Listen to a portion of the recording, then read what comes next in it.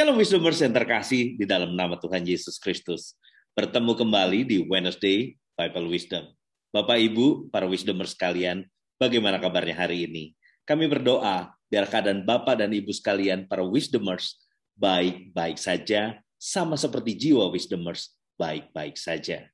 Hari ini, kita akan masuk dalam tayangan yang baru dengan topik yang baru, yang tidak kalah seru dari pembahasan-pembahasan yang lalu. Nah, sebelum kita melihat tayangannya secara full, mari kita bersatu di dalam doa. Bapa kami yang di surga, kami mengucap syukur Tuhan Yesus. Terima kasih kalau hari ini kami boleh belajar Tuhan melalui tayangan Wednesday Bible Wisdom. Terima kasih Tuhan Yesus Tuhan, kalau Engkau telah Tuhan menyiapkan Tuhan Yesus acara ini bagi kami semua, boleh menjadi berkat bagi kami semua. Kami berdoa Tuhan Yesus Tuhan untuk para narasumber Tuhan, untuk Pastor Aruna Wirjo Lukito Tuhan, untuk narasumber tamu Tuhan Yesus, dan seluruh tim yang ada di belakang Wednesday Bible Wisdom, dan seluruh tim daripada GBI Kebon Sirih. Kami mengucap syukur Tuhan, Engkau yang ambil alih acara ini dari awal, pertengahan hingga akhir, biar menjadi kehendak Tuhan yang jadi. Di dalam nama Tuhan Yesus Kristus. Haleluya. Amin. Wisdomers, selamat menyaksikan.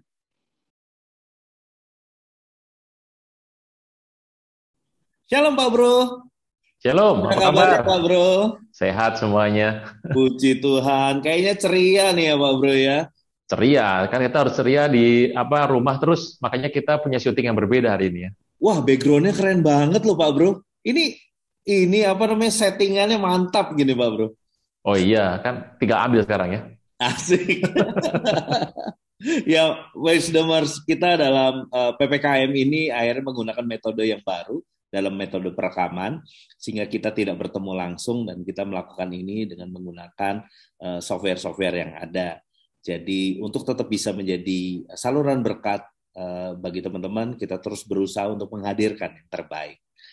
Pak Bro, Mata Tuhan menjaga ilmu pengetahuan. mantap. Gimana Pak Bro? Gimana? Pak Bro, ini Ya. lagi seru kan Pak Bro? Pak Bro tahu kan 404 mural yang sedang heboh gitu kan, mural Dihapus sih di mana-mana ya. dihapus Pak Bro. Tapi yang saya tergelitik dan saya coba cari tahu, pasti Pak Bro banyak ceritanya tentang apa itu 404 not found Pak Bro. Gini. Sebentar Pak Bro, gini. Boleh nggak topik ini kita simpan dulu, kita akan tayangkan lengkap nanti, mau 5 seri, 4 seri juga boleh Pak Bro. Wah, siap. Jadi gini, kita perlu update terkait dengan bagaimana vaksin anak bangsa. Oke, Sampai di mana, sudah seperti apa. Ingat, ini kan sudah dibahas di Komisi 7 DPR berkali-kali, Pak Bro. betul. Dan isunya berkembang sekali di media massa, mass media, media sosial segala macam, yang ada cerita bahwa ini Turki katanya pesan nih, Pak Bro.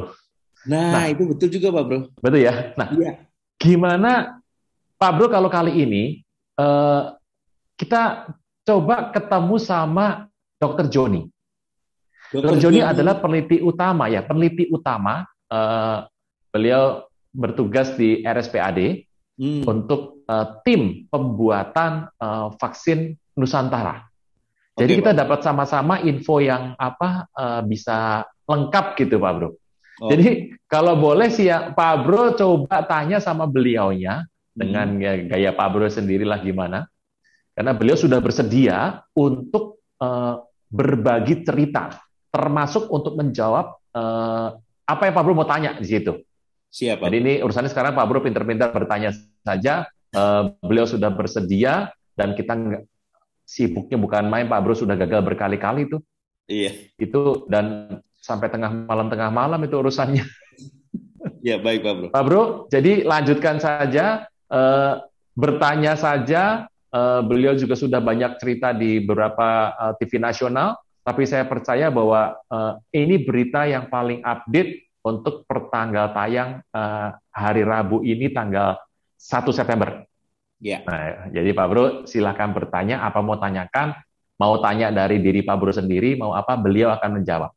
Siap Pak Bro. Jadi para wisdomer sekalian juga bisa didengarkan. Nanti kita akan bahas kita akan highlight nanti Pak Bro. Ya. Yang penting-penting di mana. Oke. Gitu ya Pak Bro ya. Jadi tunda dulu ya 404 ya. 404 kita tunda dulu ya Pak Bro saya ya. serahkan Pak Bro atur ya. Siap. Oke, gitu Pak Bro. Kalau gitu Wisdomers, saya akan bergabung dengan Dr. Joni. Tunggu interview kami. Dokter, apa kabar? Baik. Terima kasih buat kesempatannya di tengah kesibukan yang ada. Terima kasih sekali Dr. Joni. Nah, teman-teman Wisdomers semua, teman-teman di WBW, hari ini kita kedatangan narasumber yang luar biasa, yang hari-hari ini kita sering tanyakan bagaimana tentang vaksin Nusantara. Dan hari ini bersama dengan Dr. Joni, orang yang bisa menjelaskan kepada kita secara jelas tentang vaksin Nusantara. Nah, sebelum itu dokter, tidak kenal maka tidak sayang, mohon diperkenalkan diri dokter, Tuhan, bagaimana posisi dan kedinasan dokter Joni di dalam keterkaitannya dengan vaksin Nusantara. Silakan dokter. Ya, saya sebagai peneliti utama untuk vaksin Nusantara saat ini bekerja di Rumah Sakit RSPAD Gatot Subroto, Jakarta, dan Rumah Sakit Ciputra, Citra Garden City di Jakarta juga. Wow, luar biasa nih. Nah dokter, kalau langsung kita bicara tentang COVID-19 dokter. Pada awal mulanya kan COVID itu ramai di Indonesia adalah Maret ya dokter ya, di 2020 padahal 20. Katanya tahun 2019, tapi katanya juga dokter sudah ditemukan tahun 2011, sudah ada obrolan bahwa sudah ditemukan COVID-19 ini dokter. Nah, yang saya mau tanyakan begini dokter, ketika perkembangan dari 2019 diketemukan pertama di Wuhan sampai dengan sekarang, adanya perkembangan yang luar biasa. Katanya dokter, kadar asam aminonya itu berkembang. Dan dari pertama kali ditemukan dan akhirnya bermutasi sampai dengan saat ini. Apakah itu benar, dokter? Ya, jadi seperti kita ketahui bahwa virus COVID-19 ini merupakan virus RNA. Dan virus RNA memang sulit untuk diatasi karena memang dia cepat sekali bermutasi. Gitu. Itu yang terjadi sekarang, kenapa vaksin ini juga sepertinya vaksin-vaksin konvensional yang dibuat berdasarkan virus yang pertama kali muncul, yaitu virus di Wuhan, sekarang kok sepertinya walaupun sudah divaksin tetap bisa kena juga, karena mungkin kita tahu bahwa virusnya sudah bermutasi. Nah, artinya kalau kondisi seperti itu, dokter, ini adalah seperti never ending story ya, dokter. Terus berkembang gitu. Dan kita berlomba-lomba siapa yang cepat yang ada di depan gitu, virusnya atau apa vaksinnya, kira-kira gitu ya, dokter. Ya, jadi seperti kita ketahui virus RNA yang lain, misalnya virus HIV atau virus hepatitis C ataupun virus dengue misalnya, memang sampai saat ini kan belum ada antivirus yang memang betul-betul bisa mengeradikasi virus tersebut secara tuntas gitu. Memang sekarang sudah ada antivirus sudah berkembang untuk hepatitis C misalnya dengan HIV itu sudah ada. Tetapi untuk dengue kan belum, karena kita masih mengandalkan pemberian cairan pada dengue. Demikian juga pada virus COVID ini sejenis dengan virus-virus yang seperti tadi saya sebutkan, dan memang seperti kita ketahui untuk penyakit-penyakit yang seperti tadi hepatitis C, HIV dengan dengue itu memang untuk sampai saat ini walaupun masih dikembangkan vaksinnya, tetapi sudah bertahun-tahun juga masih belum ada yang established untuk vaksinnya. Ya. Nah, dokter. Jadi untuk COVID ini kita masih meraba-raba, masih berusaha. Memang tidak salah untuk menggunakan vaksin, tetapi apakah vaksin ini merupakan solusi masih perlu penelitian lebih lanjut.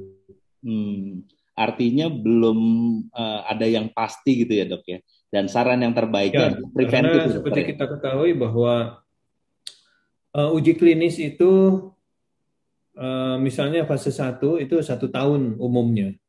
Kemudian fase 2 1 tahun. Fase 3 1 tahun. Setelah itu baru bisa digunakan untuk manusia. Tetapi ini karena kondisinya pandemi, maka itu semua dipotong semua. Karena kalau seperti kita ketahui 2019 ini muncul, kalaupun lah langsung dibuat vaksin pada waktu itu, maka uji klinis 3 itu akan selesainya nanti 2022. Oke. Nah, kalau kita menunggu uji klinis, maka pandemi ini agak sulit untuk diatasi. Oleh karena itu, semua juga dikeluarkan berdasarkan emergency use authorization. Jadi, memang dalam kondisi emergency, kita bisa keluarkan walaupun uji klinisnya belum selesai sempurna gitu semuanya. Dan itu sudah di authorize oleh WHO ya dokter ya? Ya, udah semua vaksin yang sekarang beredar itu sudah melalui emergency use authorization. Jadi begitu ada hasil yang baik itu bisa dipakai gitu maksudnya. Oke dokter, terima kasih banyak. Nah, Walaupun uji klinisnya belum selesai. Tapi artinya vaksin yang sudah ada itu sudah bisa dipertanggungjawabkan lah kira-kira ya dokter ya? Iya, berdasarkan virus Wuhan. Ya. Oke, semuanya masih mengambil sampel daripada Wuhan ya dokter ya? Sedangkan Ya. mutasi-mutasi itu juga terus akhirnya diadakan research lagi untuk Ya, ke saya kira depan. perlu penelitian lebih lanjut apakah dengan mutasinya virus-virus ini akan mempengaruhi efikasi daripada vaksin-vaksin yang ada. Mantap dokter. Oke dokter, saya mau bertanya dokter. Tadi dokter berbicara tentang vaksin base-nya of RNA ya dokter ya. Nah, Ya. boleh tahu dokter, sedangkan vaksin Nusantara itu sebenarnya vaksin yang base-nya apa dokter? Apakah RNA juga atau gimana dokter? Jadi kita berbeda memang platformnya. Jadi kalau kita menganggap bahwa vaksin Nusantara ini sebagai sama dengan vaksin-vaksin yang lain, itu 100% salah. Karena apa? Vaksin yang lain itu dibuat berdasarkan virus. Ya, virus dari COVID-19 ini. Sedangkan vaksin-vaksin yang ada sekarang itu, yang konvensional, yang disuntikan, itu diharapkan dapat menimbulkan antibodi atau imunitas humoral. Sedangkan yang kita kembangkan di vaksin Nusantara ini adalah imunitas seluler. Ya.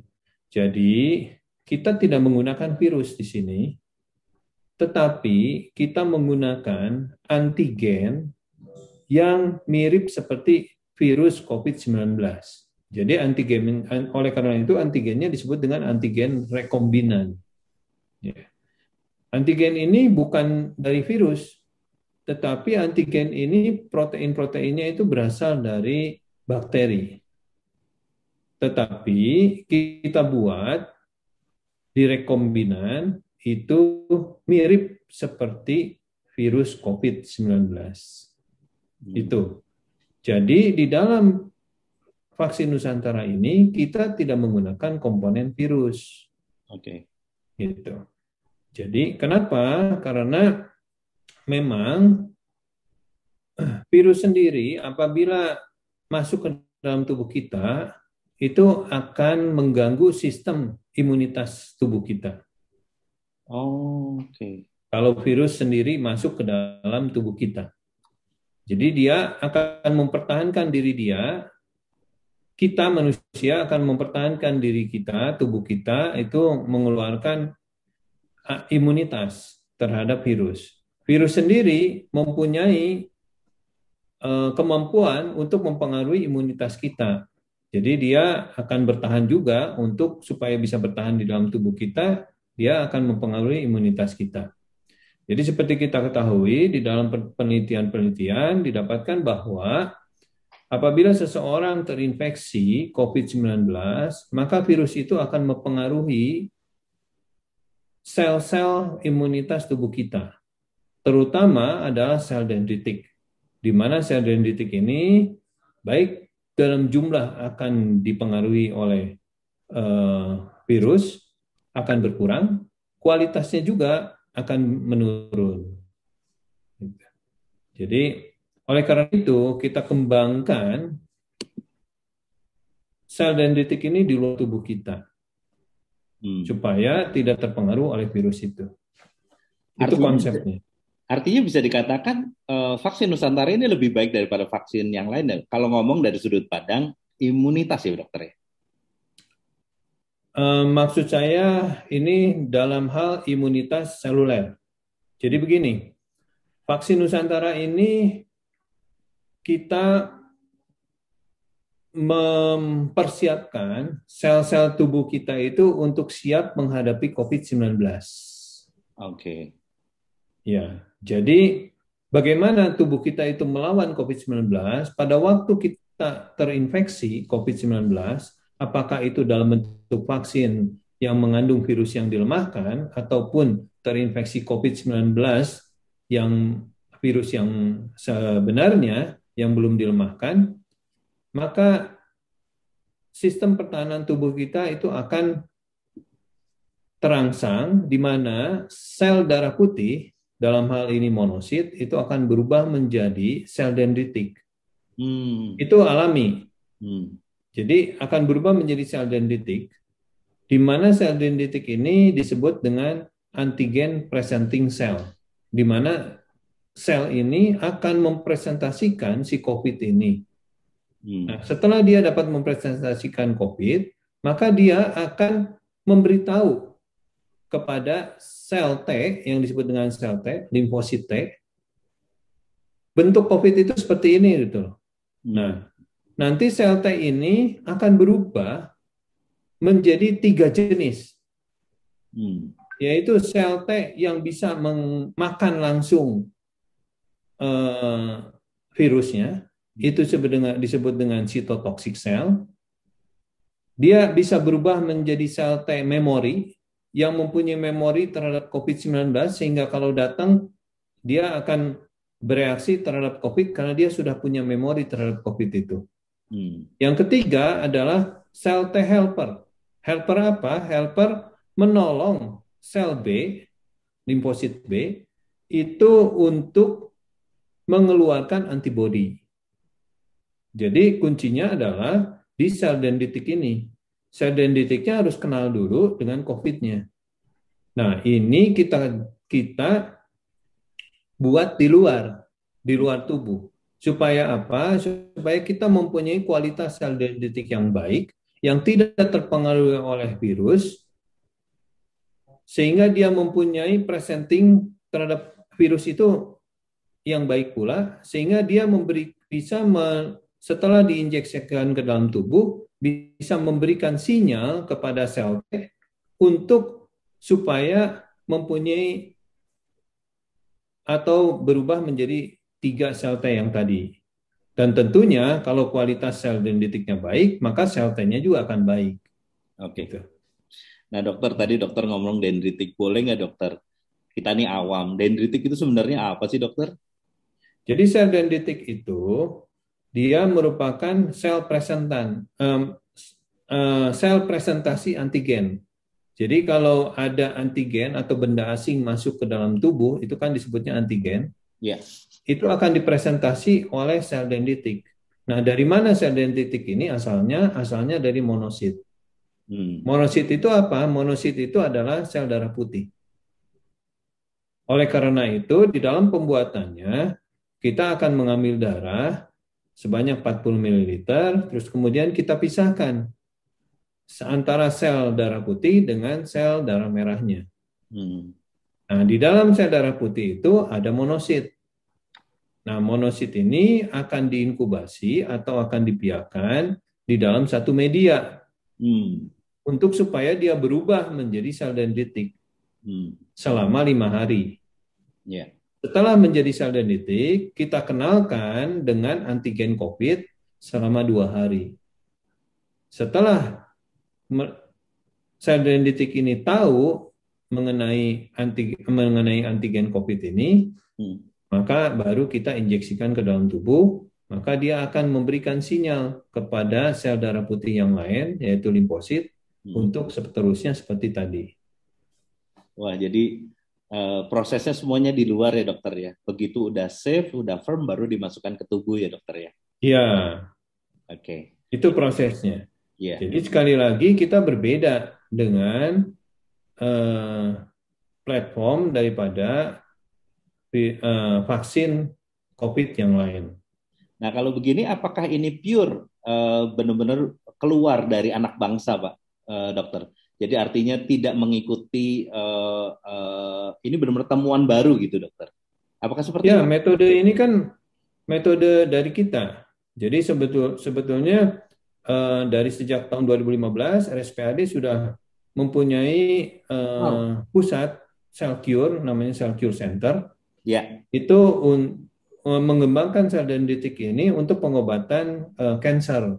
Jadi pakai antigennya antigen kanker. Nah, sekarang Dr. Terawan mempunyai ide bahwa antigen kanker ini kita rubah menjadi dengan antigen virus untuk melawan COVID-19. Itu sebetulnya ini konsep yang sederhana, tetapi teknologi ini memang sudah ada sebelumnya. Jadi kita hanya merubah itu. Jadi gagasan ini gagasan dari Dr. Terawan ya. Dr. Terawan kan anak bangsa Indonesia. Mantap dokter. Jadi bangga ya dokter ya. Kita tidak kalah sama bangsa-bangsa lain gitu. Nah dokter, menarik sekali 2015. Saya baru tahu nih dokter. 2015. Waktu yang lama dokter. Artinya konsep ini bukan hanya sekedar konsep, tapi sudah jadi dong dokter ya. 2015 kan waktu yang lama. Sudah kita pakai untuk mengobati pasien-pasien dengan kanker. Nah, untuk yang kanker itu dokter, apa yang dilakukan dokter? Sama, diambil darahnya, sel darah putihnya dipisahkan, terus kemudian dibuat sel dendritiknya, kemudian sel dendritik ini akan dikenalkan dengan antigen, tetapi antigennya dari sel kanker. Nah, untuk apa? Supaya nanti dia masuk ke dalam tubuh, maka dia akan memberitahu sel darah putih yang lain untuk menyerang kankernya. Itu konsepnya. Jadi konsep ini bisa di-apply untuk banyak hal ya dokter ya? Tadi bukan kanker, COVID juga bisa, nanti ke depan juga. COVID juga bisa. Ya, sebetulnya sudah ada penelitian-penelitian untuk HIV dan untuk yang lainnya. Nah, kalau kembali lagi ke tahun 2015 dokter, artinya sudah ada persetujuan dari WHO ya dokter ya? Artinya bahwa produk ini atau alat ini sudah oke gitu ya dokter ya?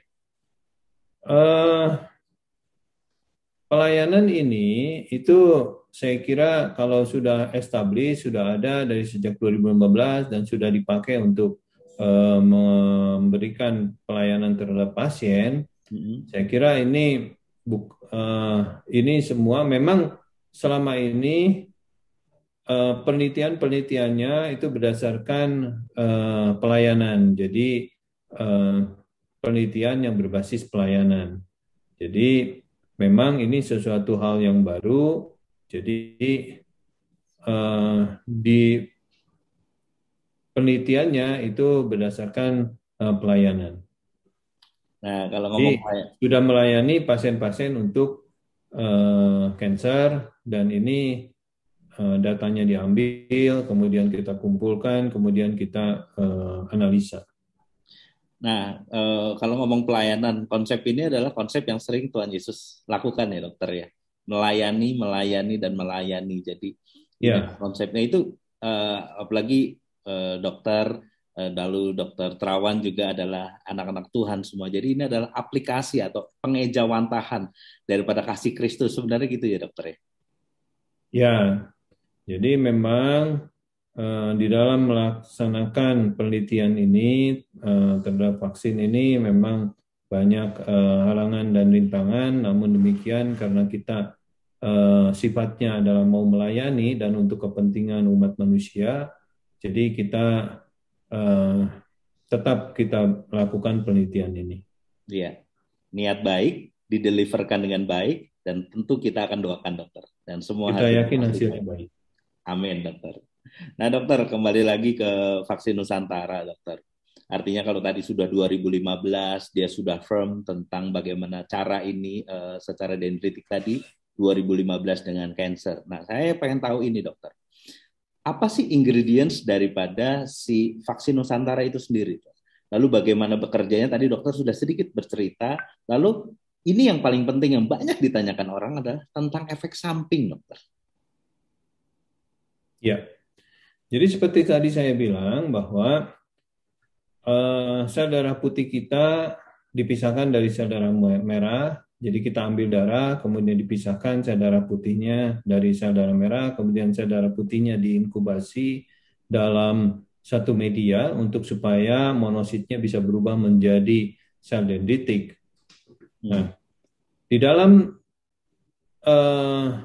setelah sel dendritik itu dikenalkan kepada antigen, seperti tadi saya sudah jelaskan, bahwa antigen ini bukan merupakan komponen daripada virus. Ya. Jadi apa yang kita suntikan? Yang kita suntikan adalah sel dendritiknya. Jadi sebelum disuntikan, bahannya itu kita cuci dulu dengan NaCl. Jadi kita yakin bahwa walaupun kita pakai media, bahwa media ini tidak akan masuk ke dalam tubuh, gitu. Karena apa? Karena kita cuci dulu. Kalaupun ada masuk, itu sangat-sangat sedikit, termasuk antigennya. Gitu. Jadi kita cuci dulu pakai normal salin, pakai NaCl 0,9%, terus kemudian baru kita suntikan. Jadi artinya apa? Artinya bahwa ini sel darah putih kita sendiri yang disuntikan kepada kita sendiri. Jadi harusnya tanpa efek samping. Jadi bukan benda asing ya dokter yang masuk ke tubuh ya, bagian dari tubuh kita karena sendiri. Karena itu asalnya dari tubuh kita sendiri. Wow, wah itu menarik sekali dokter. Tidak ada efek samping. Kalau harusnya. Ya, kalau kemarin kan banyak orang yang sudah vaksin situ badannya panas, mungkin kan ada adaptasi ya dokter ya dari vaksin itu sendiri kepada tubuh ya, tubuh terhadap vaksin gitu ya dokter ya. Ya, itu sebagai reaksi kita, tubuh kita terhadap virus. Oke. Menarik sekali. Nah dokter, vaksin Nusantara itu kan di bawah naungan RSPAD gitu dokter, atau langsung dari pemerintah atau gimana dokter?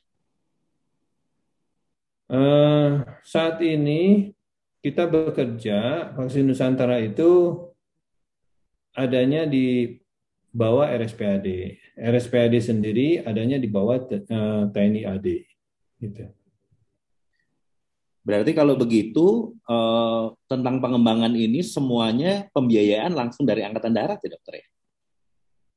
Pembiayaan ini memang kita ada sponsor. Sponsornya itu dari satu PT di Indonesia yang bekerja sama dengan PT yang membuat antigen di Amerika. Oke. Baik.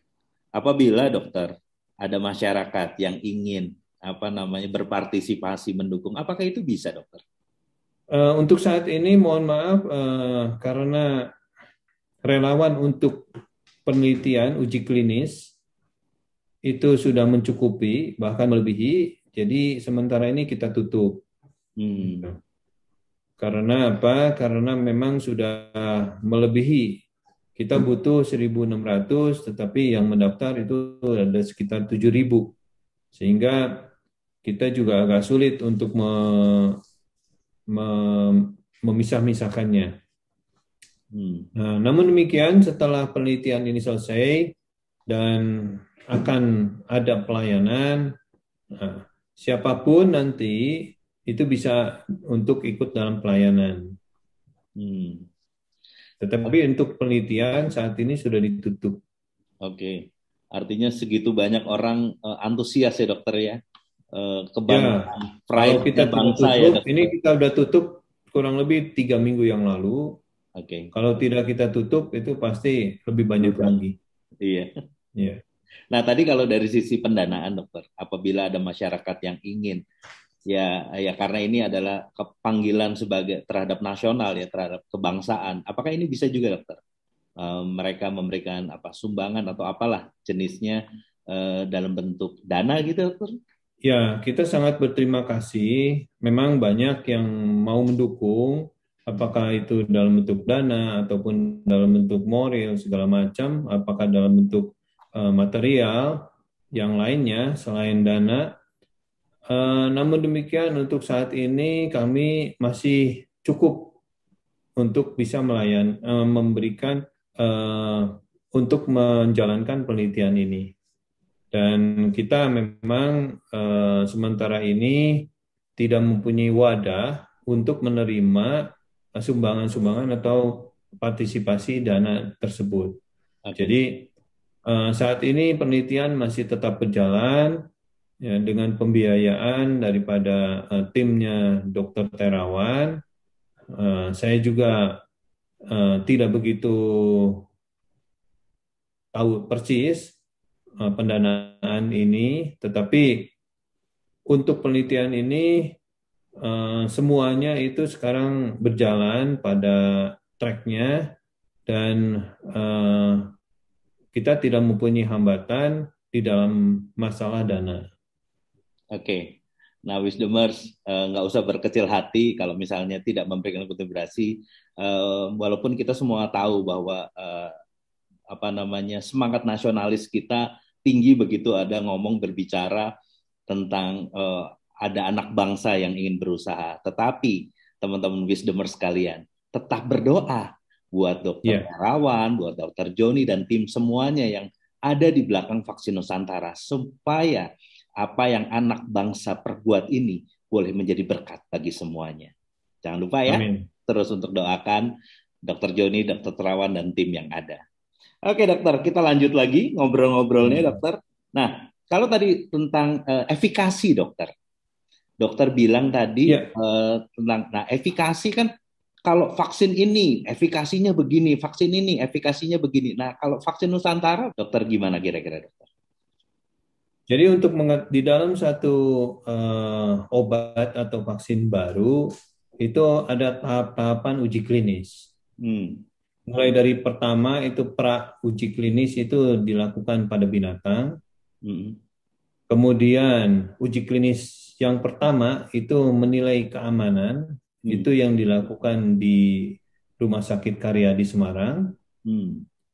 Uji klinis 2 yang dilakukan di RSPAD itu untuk menentukan dosisnya berapa antigen yang harus kita kenalkan ke sel dendritik.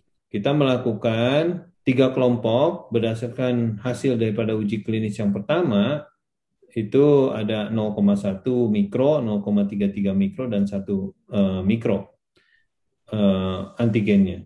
Dan didapatkan dari hasil uji klinis 2 ini, kita bisa lihat di clinicaltrial.gov.id, itu sudah dirilis di situ, bahwa dosis antigen yang cukup untuk menimbulkan atau untuk memberikan presentasi terhadap sel dendritik itu adalah 0,1. Jadi dosis yang paling rendah. Jadi kalau tiga-tiganya sama-sama efektifnya, maka kita ambil dosis yang paling rendah. Nah, sekarang efikasi itu sebenarnya dinilai dari uji klinis fase 3. Hmm. Jadi kalau kita bicara efikasi, kita belum bisa tahu efikasinya berapa. Jadi Tetapi mungkin perlu kita lihat bahwa hasil daripada uji klinis fase 2 yang kita follow up sampai saat ini, dari 3 bulan follow up, ya, Mei, Juni, Juli, sampai ada yang Agustus, karena kita kan mulainya tidak berbarengan, ya.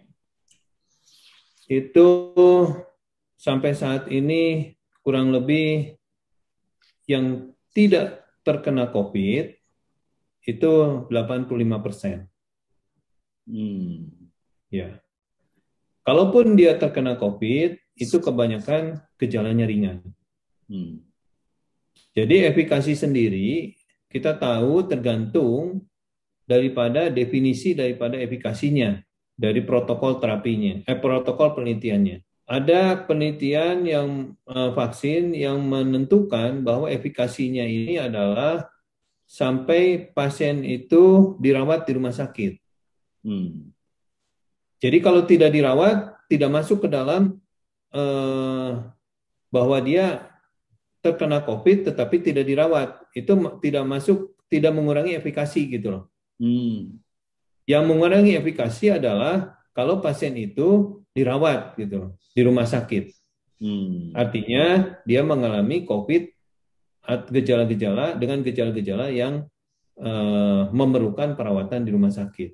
Jadi kalau OTG gitu, kemudian gejalanya ringan, itu tidak masuk dalam pengurangan efikasi.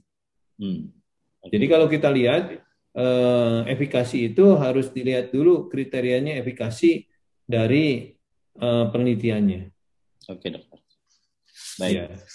Jadi tidak semua yang positif itu mengurangi angka efikasinya. Jadi kalau kita lihat, kalau dalam 3 bulan pertama fase 2, setelah kita follow up, kemarin waktu rame-ramenya COVID di kita, itu kalau kita singkirkan yang tidak dirawatnya, yang ringan, itu efikasinya di atas 90%. Wow. Ya. Tapi kalau kita masukkan yang ringan itu, yang tidak dirawat, itu dia turun menjadi 85%. Artinya 85% itu terlindungi, tidak terkena COVID. Iya, iya. Ya. Jadi ini produk Ciamik ya, dokter ya. Nah, dokter. Sampai sejauh ini dari penelitian yang sudah kita lakukan. Ya, baik dokter. Dokter tadi terkait dengan ada sponsor satu perusahaan di lokal. Saya boleh tahu dokter, untuk ingredients-nya, apakah semua ingredients itu dari Indonesia, asal Indonesia, atau ada yang masih diimpor dari luar? Nah, ini juga harus jelas. Maksudnya ingredient itu apa? Dalam cara membuat atau apa? Kalau dalam cara membuat, memang ide dan metode itu jelas dari anak bangsa. Ide dan metode. Tetapi di dalam pembuatannya memang kita masih ada produk dari luar. Ya, dalam hal ini media untuk merubah monosit menjadi sel dendritik dan antigennya. Tetapi ke depan saya kira banyak juga anak-anak bangsa Indonesia ini yang mampu untuk membuat hal tersebut. Mantap. Ya. Jadi untuk membuat antigen itu saya kira pasti ada yang mampu. Kira-kira prediksinya, kapan itu sampai semuanya itu benar-benar pure dari anak bangsa, dokter? Ya, saya kira kalau memang penelitian-penelitiannya bisa berjalan lancar, semuanya, mungkin dalam 2-3 tahun ke depan harusnya kita sudah bisa semuanya itu, baik media maupun antigennya, semuanya berasal dari Indonesia. Mandiri banget ya dokter ya, tanpa bergantung terhadap pihak luar ya dokter. Tapi jelas ide dan gagasan atau metodenya itu jelas dari kita. Semakin bangga nih dokter. Nah, oleh karena itu dalam pembuatannya kita tidak bergantung pada orang. Semua murni petugasnya itu adalah petugas yang sehari-hari bekerja di Cell Cure Center RSPAD. Jadi orang Indonesia. Nah dokter, ada beberapa orang-orang kan takut disuntik dokter, kan kemarin kalau suka lihat di mana di TikTok atau di mana, wah lucu-lucu ya dokter ya. Nah ini sebenarnya waktu disuntikan vaksin Nusantara itu ada di bawah kulit atau apa? Tidak sampai pembuluh darah atau gimana dokter? Waktu dia disuntikan dokter? Tidak, kita di bawah kulit. Oh di bawah kulit ya dokter ya. Ya, istilahnya subkutan. Kalau di bawah kulit itu artinya tidak sakit ya dokter ya? Saya kira ini sangat bergantung pada teknik menyuntik dari vaksinatornya, dari Oke, orang yang menyuntiknya. Ya. oke dokter.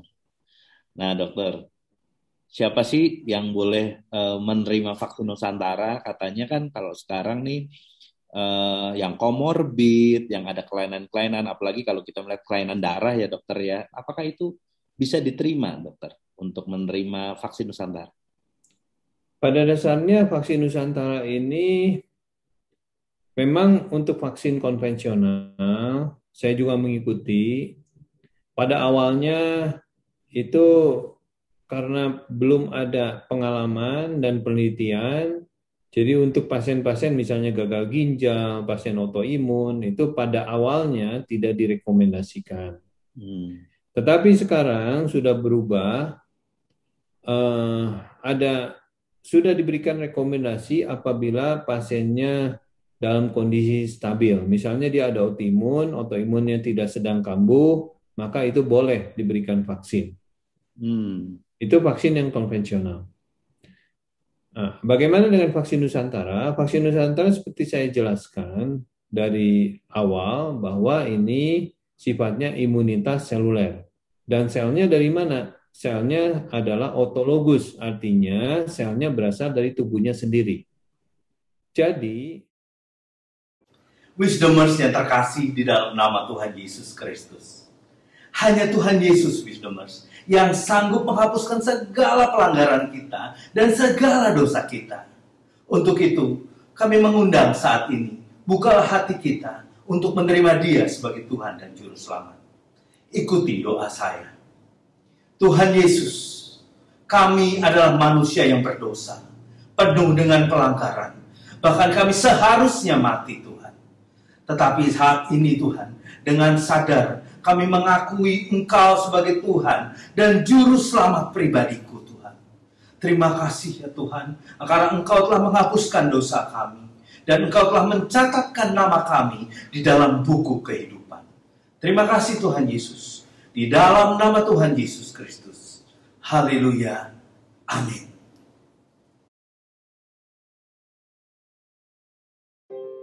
Terima kasih Anda telah mengikuti Wednesday Bible Wisdom pada hari ini. Kami mengajak Anda untuk berdoa, menyembah Tuhan, dan mendengar pesan firman Tuhan dalam acara Full Menyembah via Zoom setiap hari Senin sampai Sabtu pukul 5 pagi. Berikut adalah informasi meeting ID dan passcode Zoom. Ibadah minggu tetap dapat Anda ikuti secara online melalui YouTube channel GB Kebon Sirih. Untuk ibadah online minggu ini, pada hari Minggu, tanggal 5 September 2021, ibadah akan dimulai pukul 6 pagi.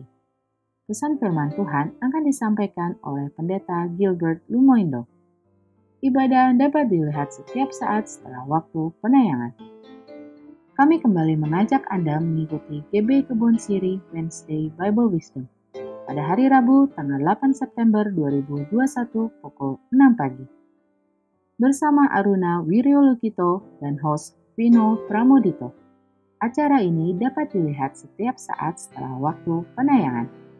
Persembahan umum, syukur, dan persepuluhan dapat Anda berikan melalui QR Code berikut ini. Scan QR Code yang tertera di layar, dan langkah selanjutnya dapat mengikuti proses yang tertera di aplikasi e-payment Anda. Persembahan melalui QR Code tidak dipungut biaya apapun. Persembahan umum, persepuluhan, diakonia, dan bantuan COVID-19 dapat Anda transfer ke nomor rekening berikut ini. Untuk pelayanan baptisan, dapat mendaftarkan diri di nomor call center berikut ini. GB Kebon Sirih telah menyalurkan bantuan bagi mereka yang terpapar COVID-19, berupa vitamin dan obat-obatan kepada pengerja dan jemaat. Juga bantuan diberikan kepada anak-anak dan pengurus panti asuhan Bukit Karmel, serta membagikan nasi box pada anak jalanan, pemulung, pengamen, dan ojek online yang mengalami dampak dari COVID-19. Terima kasih untuk setiap bantuan dan persembahan dari Bapak, Ibu, Saudara. Demikianlah News Flash hari ini. Tuhan Yesus memberkati.